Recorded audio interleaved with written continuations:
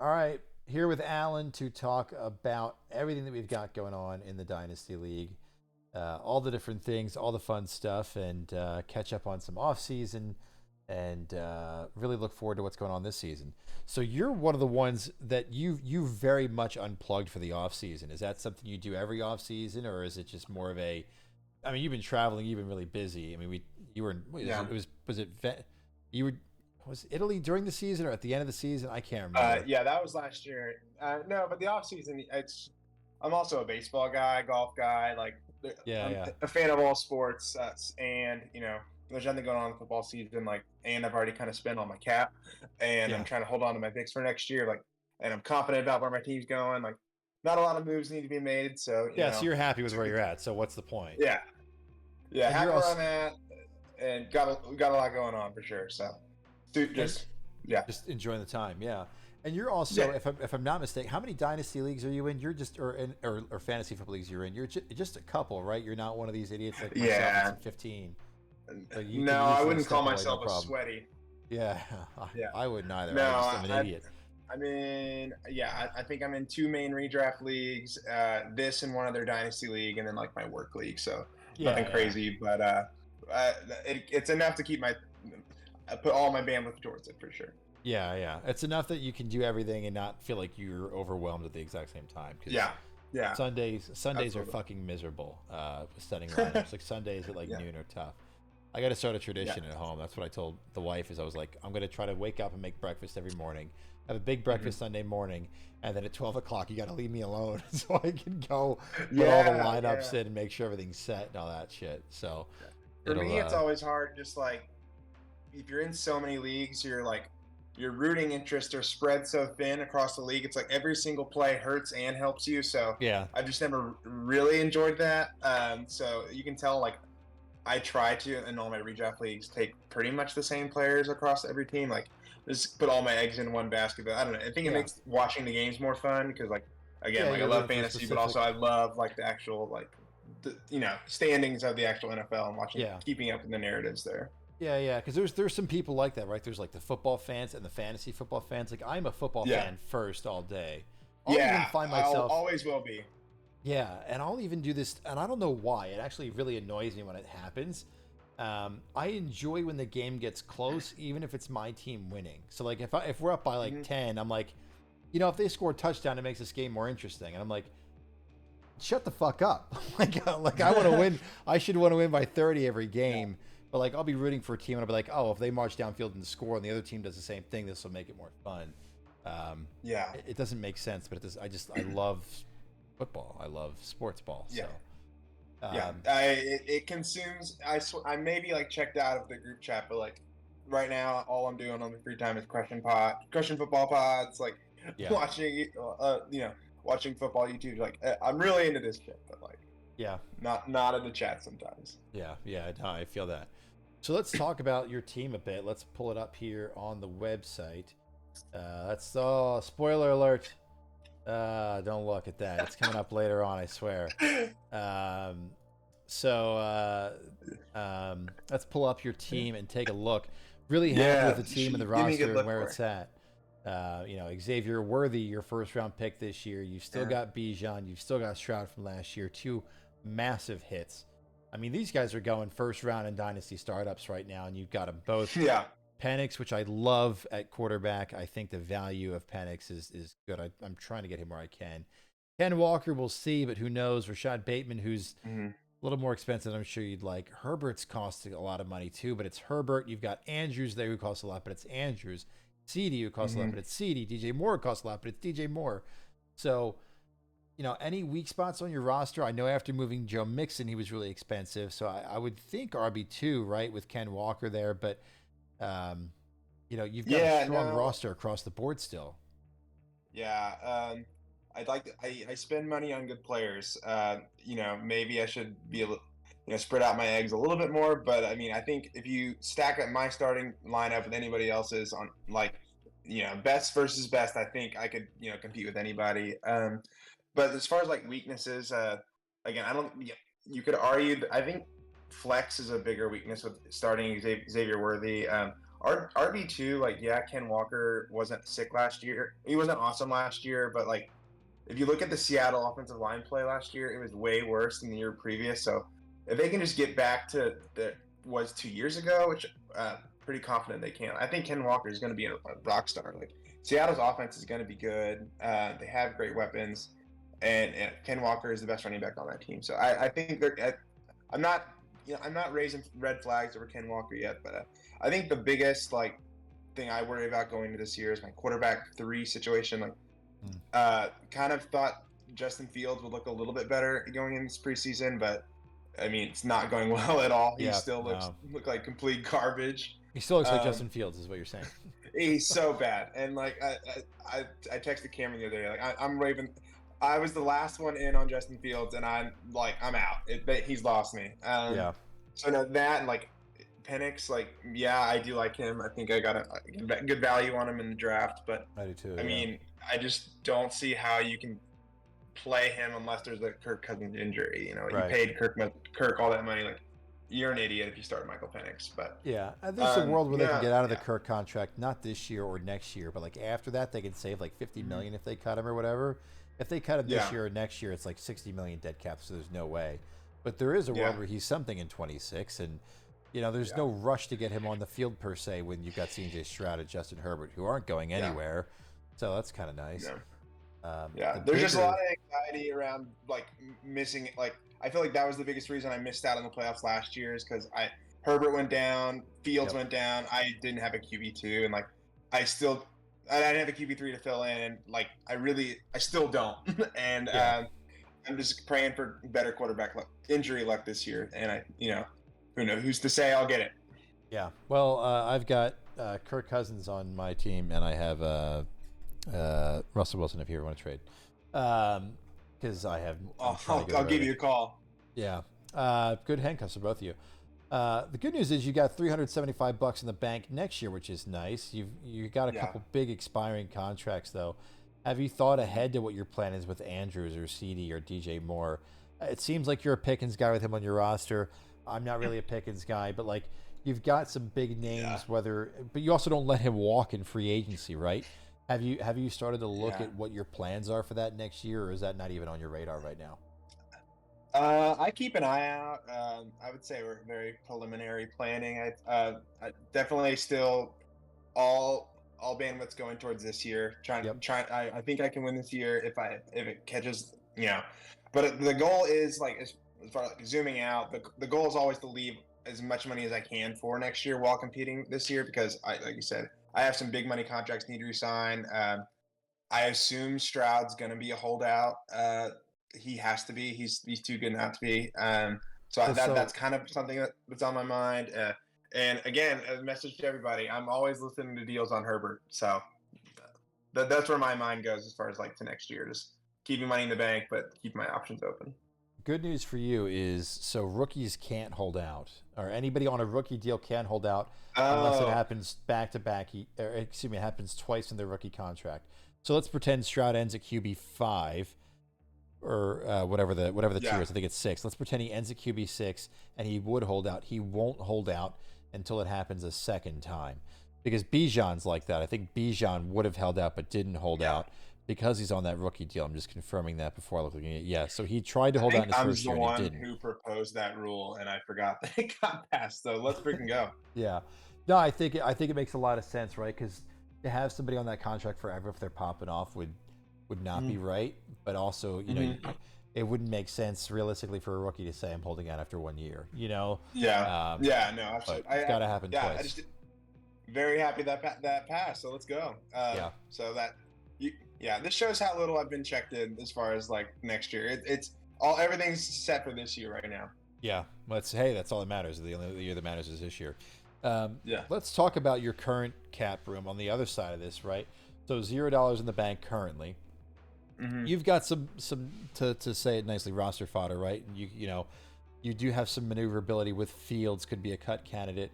I don't necessarily know that Kmet's a cut candidate, but when you've got Andrews, it's not super important. Isaiah Likely's expensive at 32. OBJ, Juju, you can cut for free. Alec Pierce, Guyton, you can cut for free. But you've got 2 running backs in your roster. And I'm not talking 2 running backs like that's all. Like you've got an RB1 and an RB2, and there's 2 running backs. You have Bijan and Ken Walker, and nobody else. It's a lot of kind firepower. of yeah. I mean, that's scary though, especially considering the fact that you've got to start 2 every week. Bye week or injury comes around, you're just going right to the waiver wire, I guess. Are there plans to address that? Have you explored the trade market for that at all? Or No, I'm leaving this with a list of things to do. Yeah, again another open call. If anyone has a running back they want to sell, I think we're gonna have some talks before I put this up on the YouTube to just get a get the preemptive jump on it. But no, I'm sorry to interrupt you. Go ahead. No. You're right, and that's something I've also failed to realize. But I mean, you look at your starting roster. I think you're right. You know, if Ken Walker has the year that you're expecting, I mean, Bijan again is going in first round of startups. Stroud's going in first round of startups. CeeDee Lamb is probably going in first round. I'm in a startup right now. Let's look. CeeDee's going at 1.9. Stroud went at 1.4. Where's and Bijan went at 2.3. So I mean, these guys are going top 15, all of them. And you've got 3 of them on your team, which is wild. It's just a matter of the back half of that, right? I think I've taken the stars and scrubs mentality a little too far, and it's now stars and nobody. Yeah. So that's, it'll work if whether you're supposed to in Shakir. It's just, but I also agree with you, right? Like there are people like, I need more depth. No, you don't. Depth isn't real. Yeah. Like you don't need depth. You need dudes who are going to come in here and win you weeks. And all these guys, I mean, maybe we don't know about Worthy. I don't think Shakir could. But any of these other guys, I'm not a Pickens guy, but there's a world where he wins you a week, right? Like all these guys have the potential to outperform. Yeah. All these guys have the potential to outperform their opponent by 10, 15 points and win you a week. And I think that is absolutely massive. So I just want to also like get it out there. Like I don't think I'm a Pickens guy by choice anymore. It's a guilty by association. Like he's on the team, but he's in the outhouse for sure. It's his last chance. Yeah. He's never open. He just wins those contested balls. But man, I mean, you can keep doing that. If he can just get open, he's good. I'm done blaming the Steelers. It's a him problem. So let's transition.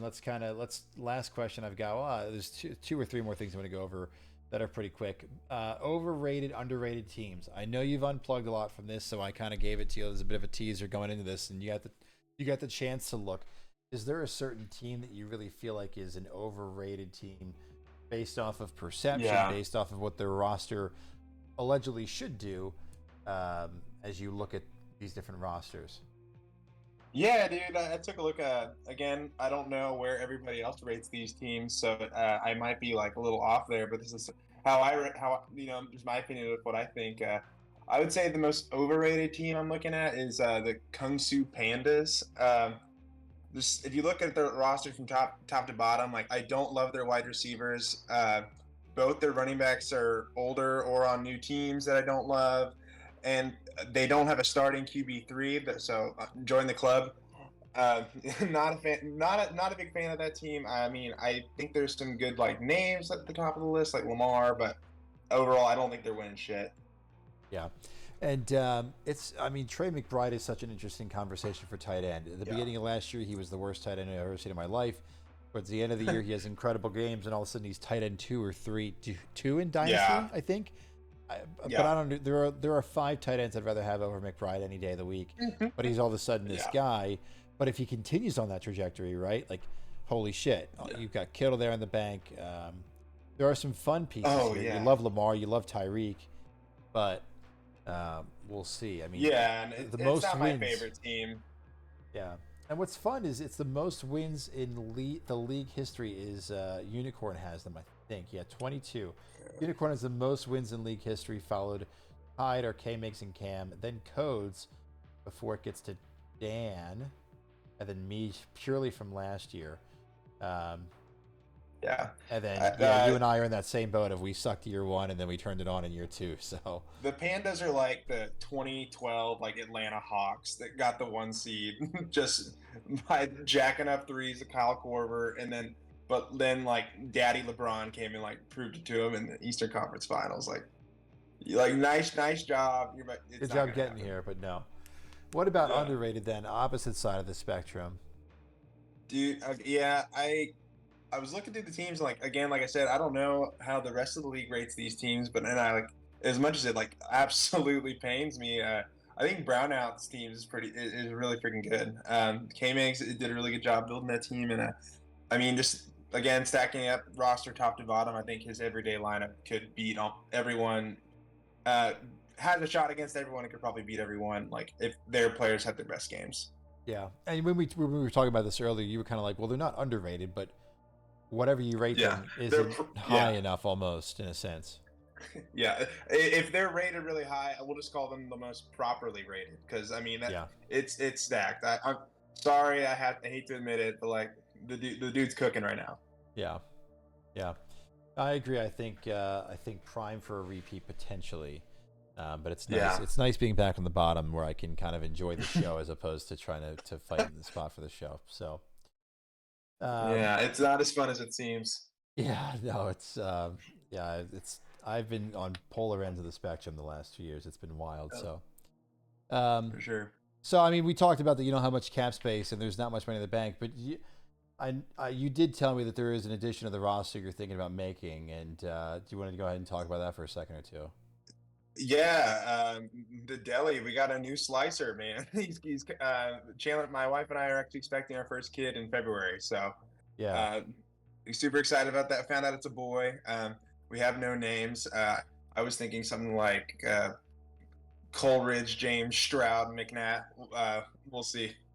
yeah, something. I don't know if that's the J and CJ, but Whatever, I whatever guess. the J is. I mean, Stroud Yeah. is doing really well. Yeah, I mean, I definitely was as we were getting ready to name Joseph, I was trying to think of just typical guy names. I was like, oh, what video games do I like, and what can I name Yeah. after a video game or a football player, this or that. And then it came naturally, and when we were Yeah. talking about it, you were like, yeah, it's not. We can't agree on anything yet, but really cool stuff, man. That's really exciting. Congratulations to the two of you. Um, that's really awesome. Super excited, man. It's due in February, so right after football season. So Yeah. he'll be Is it, crawling is it around supposed to be like whenever. mid-February, late February, or? February 25th is the due date. Oh, So that's my sister's yeah, birthday. My sister's birthday is February 25th. I think that'd be Aquarius.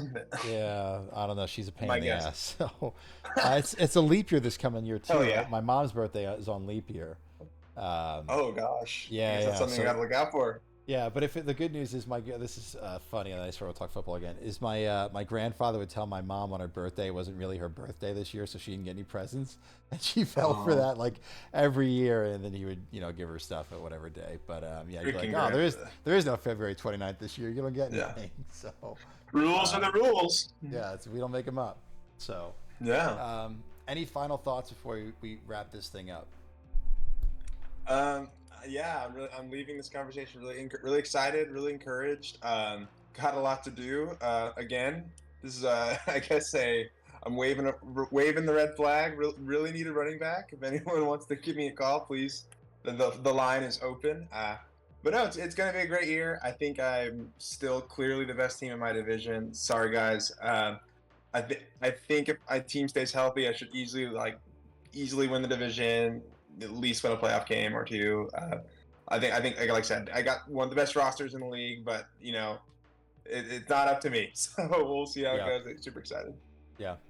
Um, what's interesting, and I'm not. This isn't me trying to rag on you because again, I'm in the same boat as you are with one of the things I'm about to say, and I was the other year.